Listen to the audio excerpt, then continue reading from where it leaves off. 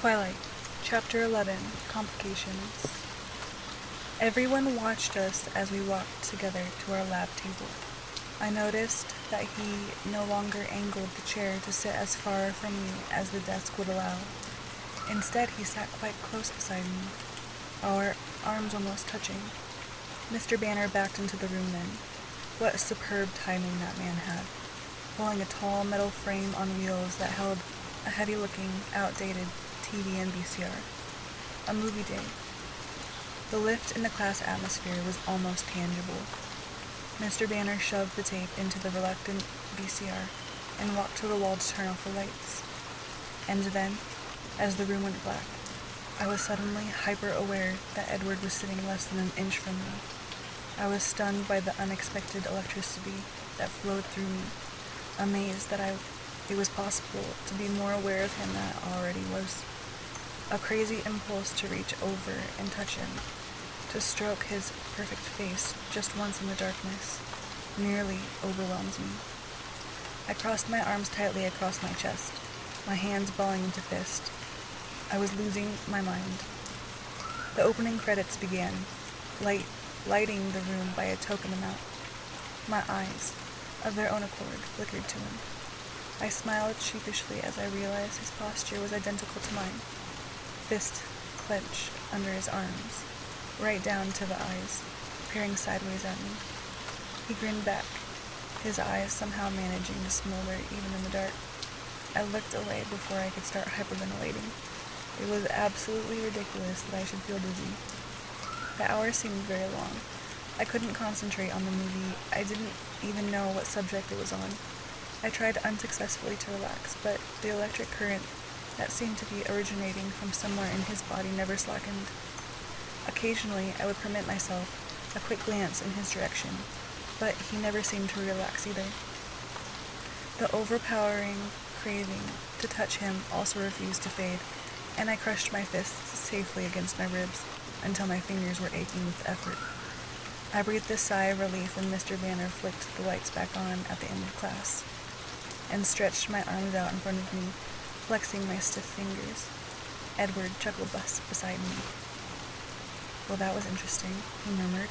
His voice was dark and his eyes were cautious. Was all I was able to respond. "Shall we?" he asked, rising fluidly. I almost groaned. Time for gym. I stood with care, worried my balance might have been affected by the strange new intensity between us. He walked me to my next class in silence, and paused at the door. I turned to say goodbye. His face startled me. His expression was torn, almost pained, and so fiercely beautiful that the ache to touch him flared as strong as before. My goodbye stuck in my throat.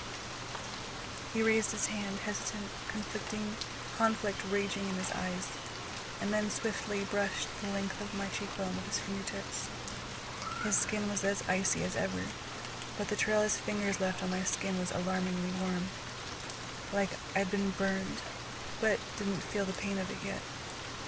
He turned without a word and strode quickly away from me. I walked into the gym, lightheaded and wobbly. I drifted to the locker room, changing in a trance-like state, only vaguely aware that there were other people surrounding me. Reality didn't fully set in until I was handed a racket. It wasn't heavy, yet it felt very unsafe in my hand. I could see a few of the other kids in class eyeing me furtively. Coach Clapp ordered us to pair up into teams. Mercifully, some vestiges of Mike's chivalry still survived. He came to stand beside me. "Do you want to be a team?" "Thanks, Mike. We don't have to do this, you know." I grimaced apologetically. "Don't worry. I'll keep out of your way," he grinned. Sometimes it was so easy to like Mike. It didn't go smoothly. I somehow managed to hit myself in the head with my racket and clip Mike's shoulder on the same swing. I spent the rest of the hour in the back corner of the court, the racket held safely behind my back. Despite being handicapped by me, Mike was pretty good. He won 3 games out of 4 single-handedly. He gave me an unearned high five when the coach finally blew the whistle ending class. "So," he said as he walked off the court. "So what? You and Colin, huh?" he asked, his tone rebellious. My previous feelings of affection disappeared. That's none of your business, Mike, I warned, internally cursing Jessica straight to the fiery pits of Hades. I don't like it, he muttered anyway. You don't have to, I snapped. He looks at you like you were something to eat, he continued, ignoring me. I choked back the hysteria that threatened to explode, but a small giggle managed to get out despite my efforts. He glowered at me. I waved and fled to the locker room. I dressed quickly, something stronger than butterflies battering recklessly against the walls of my stomach. My argument with Mike already a distant memory. I was wondering if Edward would be waiting, or if I should meet him at his car. What if his family was there? I felt a wave of real terror. Did they know what I knew? Was I supposed to know that they knew that I knew or not?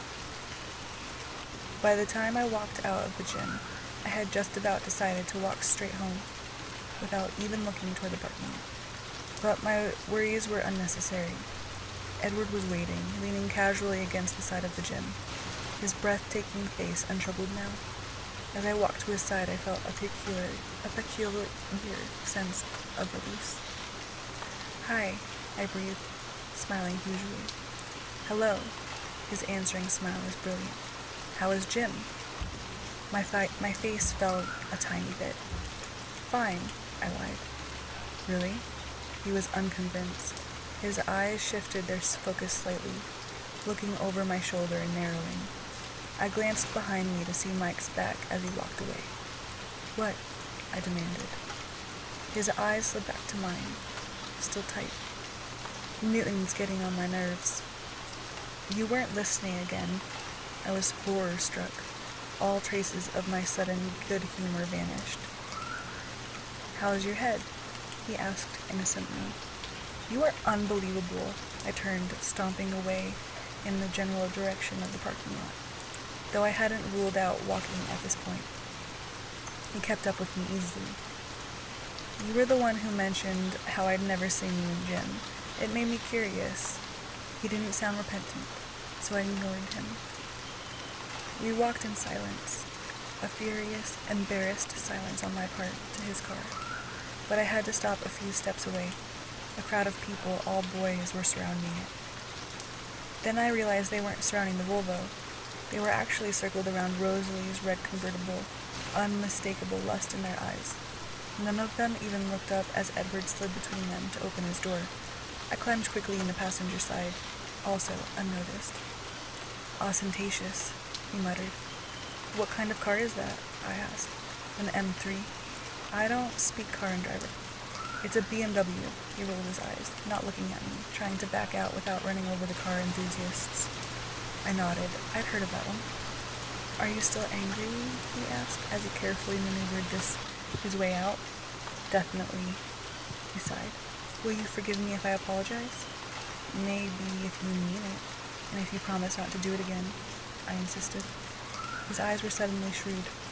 How about if I mean it, and I agree to let you drive Saturday? He countered my conditions.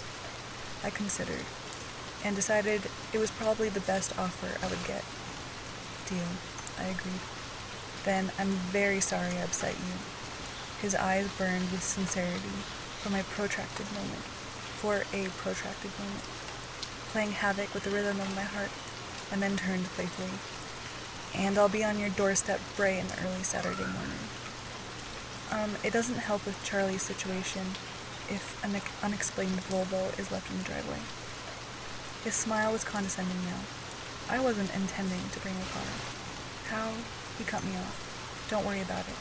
I'll be there. No car. I let it go. I had a more pressing question. Is it later yet? I asked significantly. He frowned. I suppose it is later. I kept my expression polite as I waited. He stopped the car. I looked up, surprised. Of course, we were already at Charlie's house, parked behind the truck. It was easier to ride with him if I only looked when it was over. When I looked back at him, he was staring at me, measuring with his eyes. And you still want to know why you can't see me hunt? He seemed sullen, but I thought I saw a trace of humor deep in his eyes. Well, I clarified, I was mostly wondering about your reaction. Did I frighten you? Yes, there was definitely humor in it. No, I lied. He didn't bite. I apologize for scaring you, he persisted with a slight smile, but then all evidence of teasing disappeared. It was just the very thought of you being there while we hunted. His jaw tightened. That would be bad?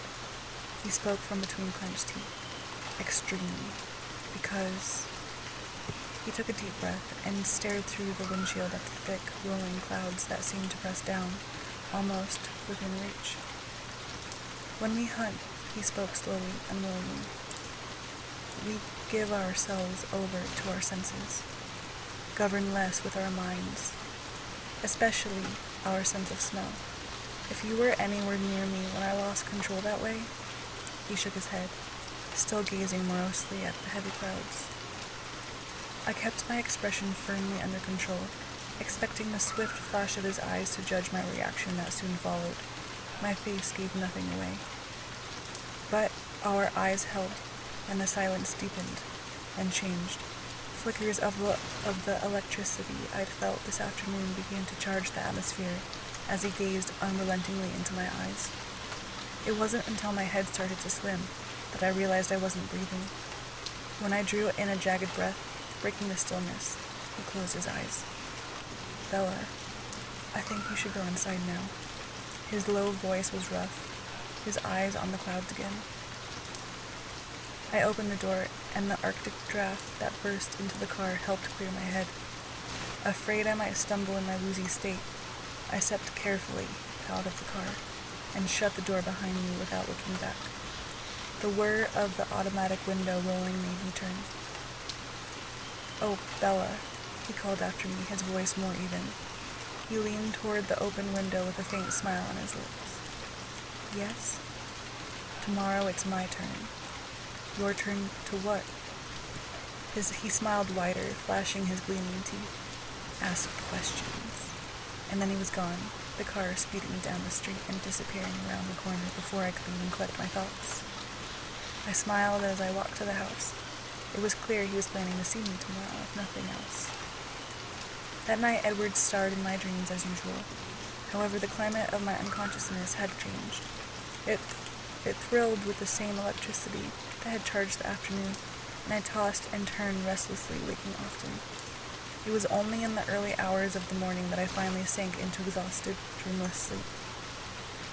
When I woke, I was still tired, but edgy as well. I pulled on my brown turtleneck and the inescapable jeans, sighing as I daydreamed of spaghetti straps and shorts. Breakfast was the usual quiet event I expected. Charlie fried eggs for himself. I had my bowl of cereal. I wondered if he had forgotten about this Saturday. He answered my unspoken question as he stood up to take his plate to the sink. About this Saturday, he began, walking across the kitchen and turning on the faucet. I cringed. Yes, Dad? Are you still set on going to Seattle? He asked. That was the plan, I grimaced, wishing he hadn't brought it up so I wouldn't have to compose careful half-truths. He squeezed some dish soap onto his plate and swirled it around with a brush. And you are sure you can't make it back in time for the dance? I'm not going to the dance, Dad, I glared. Didn't anyone ask you? He asked, trying to hide his concern by focusing on rinsing the plate. I sidestepped the minefield. It's a girl's choice. Oh, he frowned as he dried his plate. I sympathized with him. It must be a hard thing to be a father, living in fear that your daughter would meet a boy she liked, but also having to worry if she didn't. How ghastly it would be, I thought, shuddering, if Charlie had even the slightest inkling of exactly what I did like. Charlie then left with a goodbye wave, and I went upstairs to brush my teeth and gather my books. When I heard the cruiser pull away, I could only wait a few seconds before I had to peek out of my window. The silver car was already there, waiting in Charlie's spot on the driveway. I bounded down the stairs and out the front door, wondering how long this bizarre routine would continue. I never wanted it to end. He waited in the car, not appearing to watch as I shut the door behind me without bothering to lock the deadbolt. I walked to the car, pausing shyly before opening the door and stepping in. He was smiling, relaxed, and, as usual, perfect and beautiful to an excruciating degree. "Good morning," his voice was silky. "How are you today?" His eyes roamed over my face, and as if his question was something more than simple courtesy. "Good, thank you. I was always good, much more than good when I was near him." His gaze lingered on the circles under my eyes. "You look tired."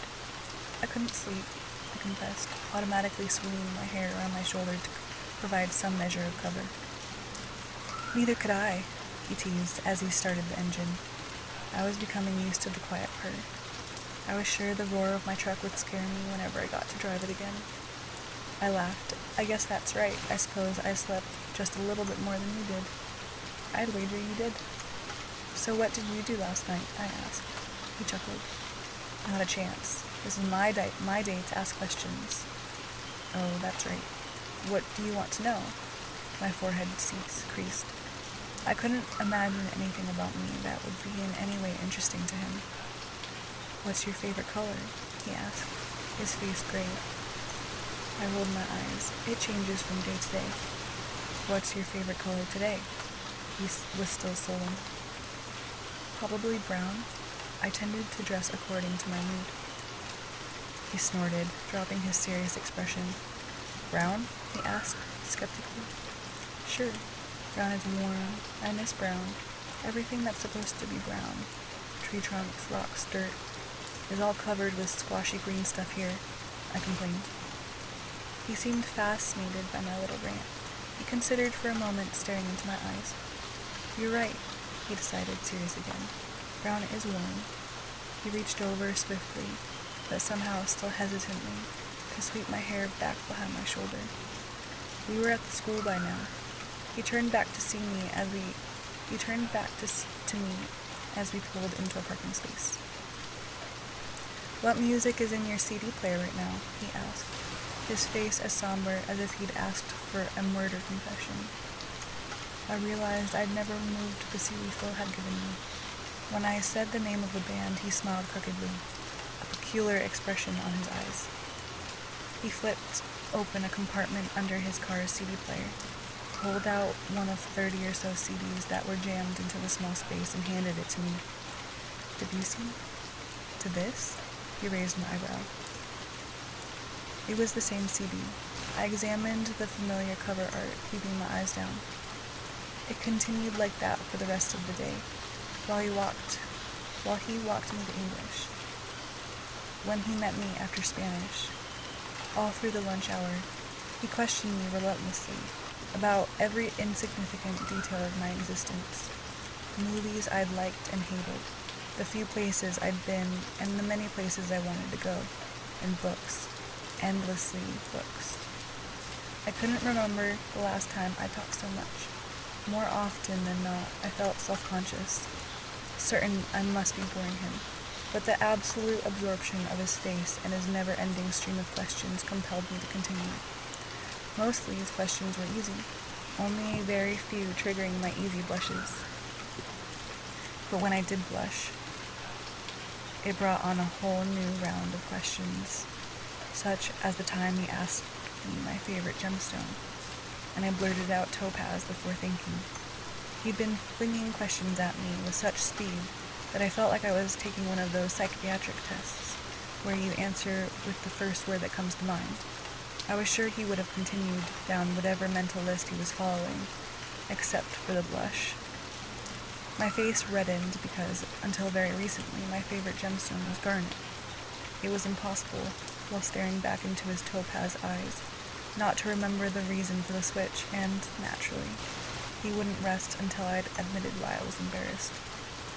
"Tell me," he finally commanded after persuasion failed. Failed only because I kept my eyes safely away from his face. "It's the color of your eyes today," I sighed, surrendering, staring down at my hands as I fiddled with a piece of my hair. "I suppose if you asked me in 2 weeks, I'd say onyx." I'd given more information than necessary in my unwilling honesty. and I worried it would provoke the strange anger that flared whenever I slipped and revealed too clearly how obsessed I was. But his pause was very short. "What kinds of flowers do you prefer?" he fired off. I sighed in relief and continued with the psychoanalysis. Biology was a complication again.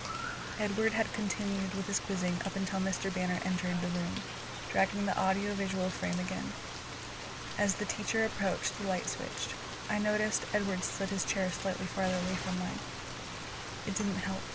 As soon as the room was dark, there was the same electric spark, the same restless craving to stretch my hand across the short space and touch his cold skin, as yesterday.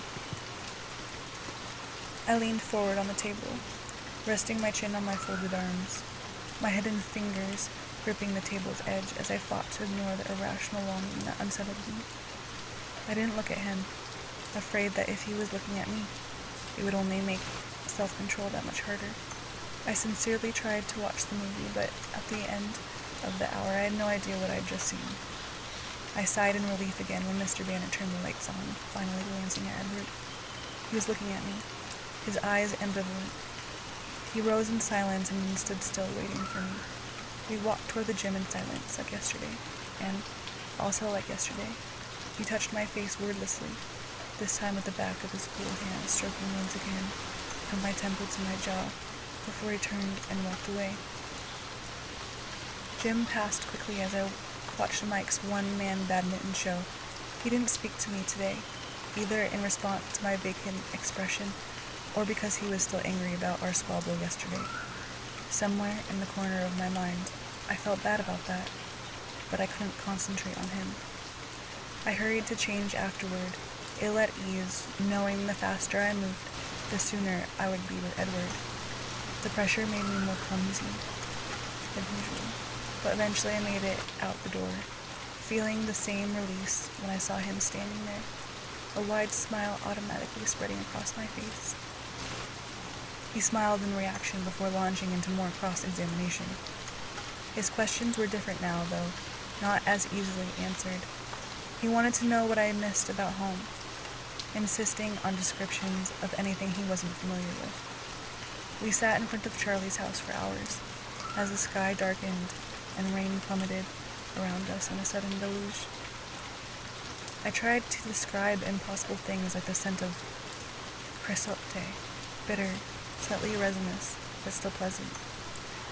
The high, keening sound of the cicadas in July, the feathery barrenness of the trees, the very size of the sky, extending light blue from horizon to horizon, barely interrupted by the low mountains covered with purple volcanic rock. The hardest thing to explain was why it was so beautiful to me, to justify a beauty that didn't depend on the sparse, spiny vegetation that often looked half dead, a beauty that had more to do with the exposed shape of the land, with the shallow holes of valleys between the craggy hills, and the way they held onto the sun. I found myself using my hand as I tried to describe it to him. His quiet, probing questions kept me talking freely, forgetting in the dim light of the storm to be embarrassed for monopolizing the conversation. Finally, when I had finished detailing my cluttered room at home, he paused instead of responding with another question. "Are you finished?" I asked, relief. "Not even close, but your father will be home soon." "Charlie," I suddenly recalled his existence and sighed. I looked out into the rain-darkened sky, but it gave nothing away. "How late is it?" I wondered out loud as I glanced at the clock. I was surprised by the time. Charlie would be driving home now. "It's twilight," Edward murmured, looking at the western horizon, obscured as it was with clouds. His voice was thoughtful, as if his mind were somewhere far away. I stared at him as he gazed unseeingly out the windshield. I was still staring when he suddenly shifted back to mine. When his eyes suddenly shifted back to mine. "It's the safest time of day for us," he said, answering the unspoken question in my eyes. "The easiest time, but also the saddest in a way. The end of another day, the return of the night, Darkness is so predictable, don't you think? He smiled wistfully. I like the night. Without the dark, we'd never see the stars, I frowned. Not that you see them here much. He laughed, and the mood abruptly lightened. Charlie will be here in a few minutes, so unless you want to tell him that you'll be with me Saturday. He raised one eyebrow. Thanks, but no thanks. I gathered my books, realizing I was stiff from sitting still so long. So, is it my turn tomorrow then? Certainly not. His face was teasingly outraged. I told you I wasn't done, didn't I? What more is there? You'll find out tomorrow. He reached across to open my door for me, and his sudden proximity sent my heart into frenzied palpitations. But his hand froze on the handle. Not good, he muttered. What is it? I was surprised to see that his jaw was clenched, his eyes disturbed. He glanced at me for a brief second. Another complication, he said glumly. He flung the door open in one swift movement, and then moved, almost cringed, swiftly away from me. The flash of headlights through the rain caught my attention as a dark car pulled up to the curb just a few feet away, facing us. Charlie's around the corner, he warned, staring through the downpour at the other vehicle. I hopped out at once, despite my confusion and curiosity. The rain was louder as it glanced off my jacket. I tried to make out the shapes in the front seat of the other car, but it was too dark. I could see Edward illuminated in the glare of the new car's headlights. He was still staring ahead, his gaze locked on something or someone I couldn't see. His expression was a strange mix of frustration and defiance. Then he revved the engine, and the tires squealed against the wet pavement. The Volvo was out of sight in seconds. Hey, Bella, called a familiar, husky voice from the driver's side of the little black car. Jacob? I asked, squinting through the rain. Just then, Charlie's cruiser swung around the corner, his light shining on the occupants of the car in front of me. Jacob was already climbing out, his wide grin visible even through the darkness. In the passenger seat was a much older man, a heavy-set man with a memorable face, a face that overflowed, the cheeks resting against his shoulders, with creases running through the russet skin like an old leather jacket. And the surprisingly familiar eyes, black eyes that seemed at the same time both too young and too ancient for the broad face they were set in. Jacob's father, Billy Black. I knew him immediately, though in the more than 5 years since I'd seen him last, I'd managed to forget his name when Charlie had spoken of him my first day here. He was staring at me, scrutinizing my face, so I smiled tentatively at him. His eyes were wide, as if in shock or fear. His nostrils flared. My smile faded. Another complication, Edward had said. Billy still stared at me with intense, anxious eyes. I groaned internally. Had Billy recognized Edward so easily? Could he believe the impossible legends his son had scoffed at? The answer was clear in Billy's eyes. Yes, he could.